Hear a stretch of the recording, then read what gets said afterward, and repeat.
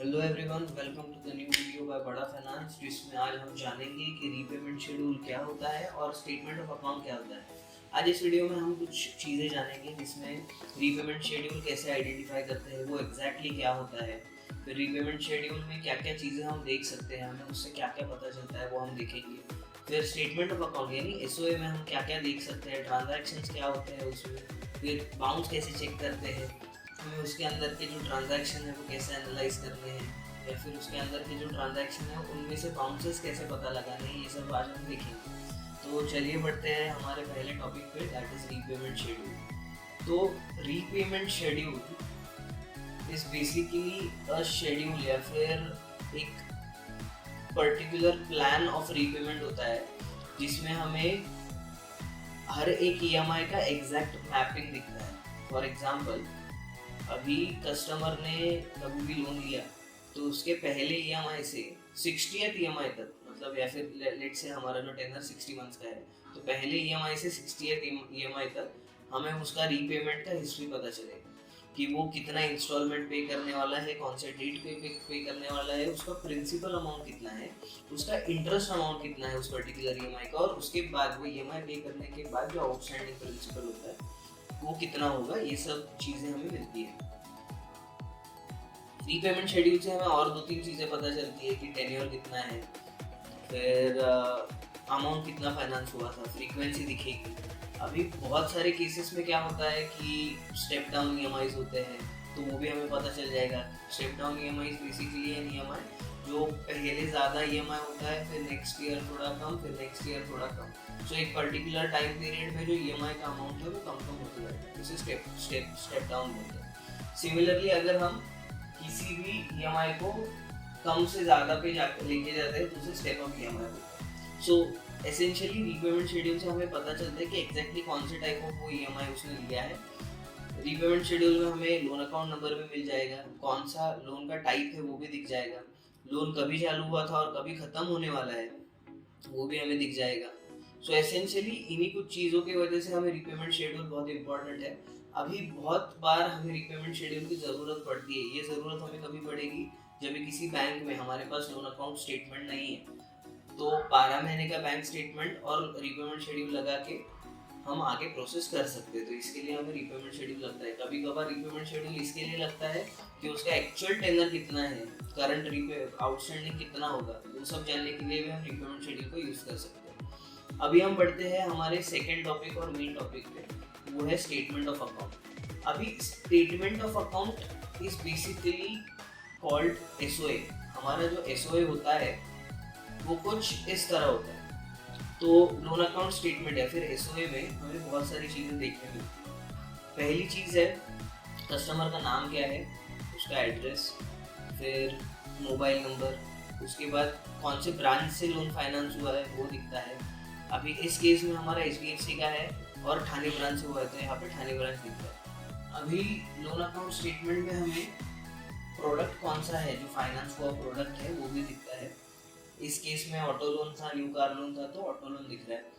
In other cases हमें कोई और भी प्रोडक्ट दिख सकता है। फॉर एग्जांपल, अगर टॉपअप लिया होगा तो टॉपअप दिखेगा, अगर बिजनेस लोन होगा तो अनसिक्योर्ड बिजनेस लोन, सिक्योर्ड होगा तो मॉर्गेज लोन, तो ये सारी चीज़ें हमें दिखती है। सिमिलरली अभी गाड़ी वाले प्रोडक्ट में हम काम करते हैं, तो गाड़ी वाले प्रोडक्ट में हमें क्या देखना है, वेरीफाई करने के लिए उसी गाड़ी है, तो यहाँ पे कार नंबर भी दिखता है हमें in front of registration number, फिर गाड़ी का इंजन नंबर दिखता है, चेसी नंबर दिखता है। अभी मेन चीज़ आती है हमें लोन का डिसबर्समेंट डेट, जो एक्चुअल डिसबर्समेंट डेट है वो भी हमें दिखता है। तो इसमें क्या होता है, जो लोन का हमारा डिसबर्समेंट डेट है वो भी हमें दिख जाता है। अभी इसमें हमें एग्जैक्टली पता चल जाएगा कि कितना ईएमआई पे हो चुका है। वो तो हमें लोन अकाउंट स्टेटमेंट के एंड पे तो मिलने ही वाला है, बट स्टार्टिंग का अगर मेरे पास पार्ट है और पूरा एसओए नहीं है तो मुझे एक अंदाज़ा आ जाता है कि एग्जैक्टली कितना ईएमआई पेड हो सकता है इसमें। अभी इसमें इंस्टॉलमेंट स्टार्ट डेट दिख जाती है, इंस्टॉलमेंट एंड कभी होने वाला है वो भी दिख जाता है। फिर आता है हमारा लोन अमाउंट जो फाइनेंस हुआ है, कि हमें एग्जैक्ट लोन अमाउंट जो है वो भी दिख जाता है, कितना अमाउंट डिसबर्स हुआ था वो भी दिखता है, टोटल टेन्योर हमें दिखता है, हमारा ईएमआई अमाउंट कितना है वो दिख रहा है। फिर फ्रीक्वेंसी क्या है, मंथली है, क्वार्टरली है वो भी दिखता है। फिर आते हैं हमारे प्रिंसिपल आउटस्टैंडिंग पे कि प्रिंसिपल आउटस्टैंडिंग जो बैलेंस प्रिंसिपल है वो आउटस्टैंडिंग कितना है वो हमें दिखता है। फिर हमने अभी तक का कितना इंटरेस्ट पे किया है वो हमें दिखता है। अभी आते हैं जो हमारे ट्रांजैक्शंस है। बेसिकली लोन अकाउंट स्टेटमेंट एक ऐसा स्टेटमेंट है जहाँ पे ईएमआई रीपेमेंट शेड्यूल में दिखता है कि कभी कभी ईएमआई जाने वाला है, बट लोन अकाउंट स्टेटमेंट में हमें क्या दिखता है, हमें दिखता है कि एग्जैक्टली जो ट्रांजैक्शन कस्टमर ने ईएमआई भरे हैं उसका ट्रांजैक्शन का बाइफर्केशन होता है। जैसे कि आपको पता है एक ईएमआई में दो पार्ट होते हैं, एक प्रिंसिपल पार्ट होता है, एक इंटरेस्ट पार्ट होता है। अभी लोन अकाउंट स्टेटमेंट में दोनों चीजें हमें दिख जाती है कि प्रिंसिपल कितना पे ऑफ हुआ और बैलेंस कितना बचा। तो जैसे कि आप सामने देख सकते हो हमारा पहला इंस्टॉलमेंट या फिर हमारे कस्टमर का पहला इंस्टॉलमेंट गया 7 मार्च 2021 को। तो पहला जो एंट्री आएगा लोन अकाउंट स्टेटमेंट में, it is due for instalment amount. Due for instalment amount ये क्यों? क्योंकि बैंक कस्टमर के अकाउंट में वो पैसा जो है, जो ईएमआई है वो मांगता है।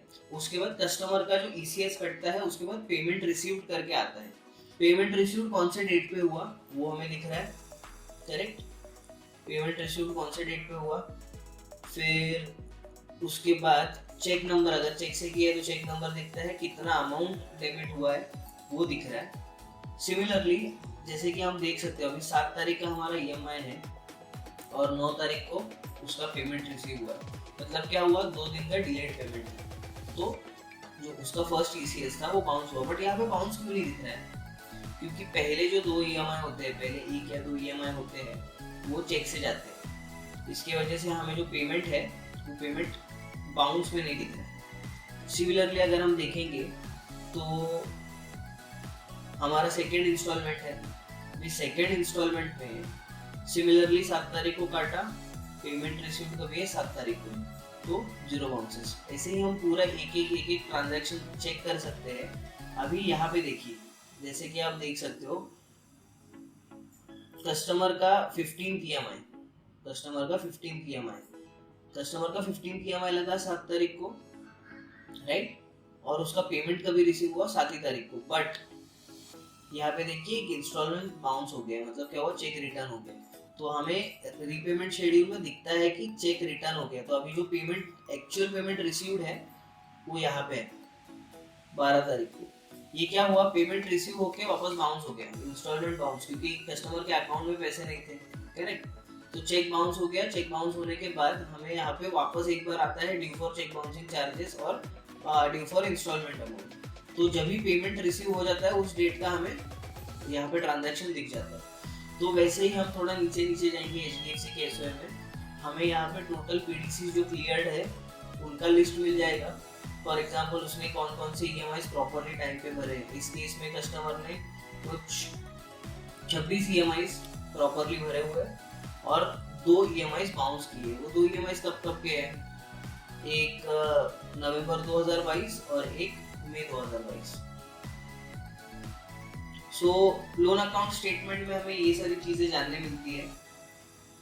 और कुछ चीजें हैं, फॉर एग्जांपल अभी ये हुआ एचडीएफसी का लोन अकाउंट स्टेटमेंट, बहुत सारे बैंक का लोन अकाउंट स्टेटमेंट है सिमिलरली ऐसे ही होता है, बट कुछ बैंक लोन अकाउंट स्टेटमेंट्स में जो प्रॉपर हमारा प्रिंसिपल बैलेंस है वो प्रॉपरली दिखता नहीं है, वो हमें कैलकुलेट करना पड़ता है। तो हमारे नेक्स्ट वीडियो में हम जानेंगे कि हर एक बैंक का एसओए कैसे निकालते हैं, उसके लिए कैसे अप्लाई किया जाता है। फिर हम देखेंगे कि हर एक बैंक का एक एग्जाम्पल लेंगे, एक एसओए दिखाएंगे, उसमें हम देखेंगे कि प्रिंसिपल आउटस्टैंडिंग कैसे देखेंगे, रेट कहाँ होता है, क्या होता है, ये सारे डिटेल्स मैं आपको नेक्स्ट वीडियो में बता दूंगा। So stay tuned for the next video. Thank you so much for listening to this tutorial. Have a nice day.